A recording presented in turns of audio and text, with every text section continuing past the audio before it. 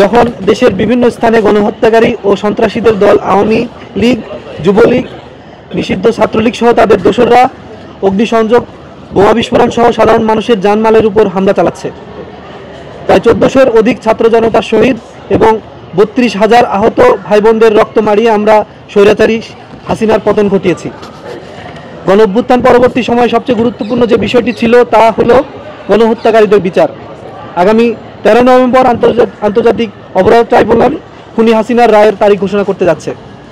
এই দিনটিকে ঘিরে ইতিমধ্যে প্রশাসনের নিরাপত্তার সুযোগ নিয়ে রাজধানীর বিভিন্ন জায়গায় বাসে অগ্নিসংযোগ এবং ককটেল বিস্ফোরণের ঘটনা ঘটিয়েছে গণহত্যাকারীরা।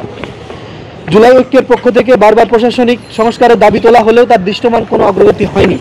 যে সমস্ত পুলিশ প্রশাসনের হাতে আমাদের ভাই বোনদের রক্ত লেগে আছে, সেসব প্রশাসনিক কর্মকর্তারা গুম খুনের সঙ্গে জড়িত ছিল, তারা এখনও সেই পদে বহাল রয়েছে।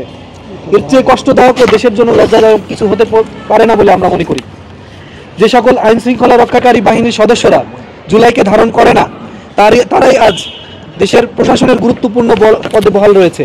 সেই সুযোগ নিয়ে সারা দেশে নৈরাজ্য করে যাচ্ছে আওয়ামী লীগের সন্ত্রাসীরা। আদালত গণহত্যার সঙ্গে জড়িতদের জামিন দিয়ে দিচ্ছে, অথচ এখনও গণকবরে 114 জনের লাশ রয়েছে, যাদের পরিচয় এখনও শনাক্ত করা যায়নি।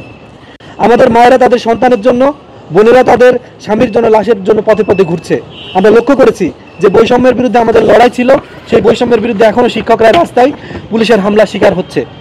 জুলাই সনদ নিয়ে রাজনৈতিক দল এবং সরকারের মুখোমুখি অবস্থান রয়েছে।